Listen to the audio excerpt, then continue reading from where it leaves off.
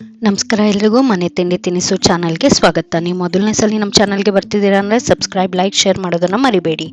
ಇವತ್ತು ನಾವು ಪುಳಿಯೋಗರೆ ಹೇಗೆ ಮಾಡೋದು ಅಂತ ನೋಡೋಣ. ಇದಕ್ಕೆ ಬೇಕಾಗಿರೋ ಪದಾರ್ಥಗಳು ಪುಳಿಯೋಗರೆ ಗೊಜ್ಜು, ಕಡಲೆ ಬೀಜ, ಕಡಲೆಬೇಳೆ ಉದ್ದಿನಬೇಳೆ, ಕರಿಬೇವು, ಕೊತ್ತಂಬರಿ ಸೊಪ್ಪು, ಒಣಮೆಣಸಿನ್ಕಾಯಿ, ಸಾಸಿವೆ, ಎಣ್ಣೆ, ಅನ್ನ, ಉಪ್ಪು.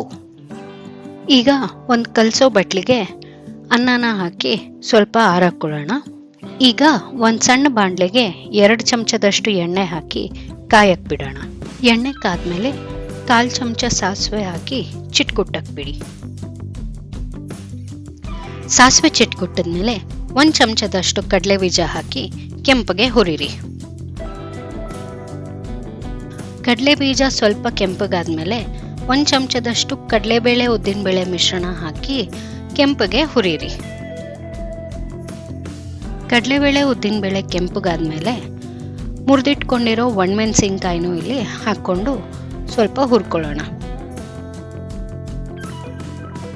ಈಗ ಇದ್ರ ಜೊತೆಗೇನೆ ಒಂದಷ್ಟು ಕರಿಬೇವನ್ನು ಹಾಕ್ಕೊಳ್ಳೋಣ.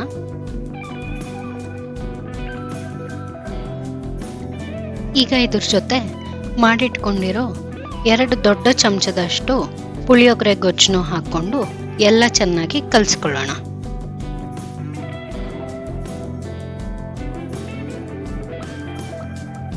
ಈಗ ಈ ಒಗ್ಗರಣೆನ ಆರಾಕಿರೋ ಅನ್ನಕ್ಕೆ ಹಾಕ್ಕೊಂಡು ಚೆನ್ನಾಗಿ ಕಲಸೋಣ.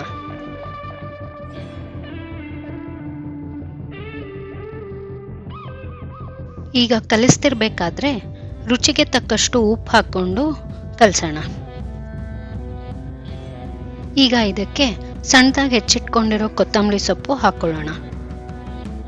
ಪುಳಿಯೋಗರೆ ಗೊಜ್ಜು ಹೇಗೆ ಮಾಡೋದು ಅಂತ ನಾವು ಮುಂದಿನ ವಿಡಿಯೋನಲ್ಲಿ ನೋಡೋಣ. ಈ ರೆಸಿಪಿ ನಿಮಗೆ ಇಷ್ಟ ಆದಲ್ಲಿ ಸಬ್ಸ್ಕ್ರೈಬ್ ಲೈಕ್ ಶೇರ್ ಮಾಡೋದನ್ನು ಮರಿಬೇಡಿ. ಧನ್ಯವಾದಗಳು.